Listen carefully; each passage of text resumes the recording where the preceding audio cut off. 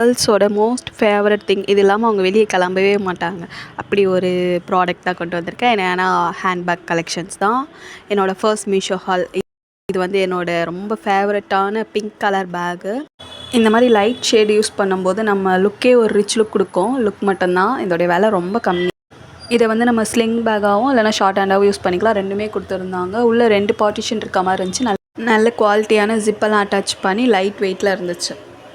Second இந்த purple colour bag. இது லுக்கே செம்ம கிளாஸாக இருந்துச்சு. வெஸ்டர்ன் வேர்க்கெலாம் நல்ல சூப்பராக இருக்கும். நல்ல ஒரு காம்பேக்ட் லுக்கில் கொடுத்துருந்தாங்க. இதுலேயுமே வந்து ஸ்லிங் அண்ட் ஷார்ட் ஹேண்ட் ரெண்டுமே இருந்துச்சு. நம்ம ஹைட்டுக்கு ஏற்ற மாதிரி அட்ஜஸ்ட் பண்ணிக்கலாம். இந்த பேக்கில் ஹைலைட்டே அந்த செயின் தான். பார்க்கவே செம்ம ப்ரீமியம் லுக்கில் இருந்துச்சு. அந்த செயினும் அந்த பிரைட் மாதிரி கொடுத்துருக்கறதும்.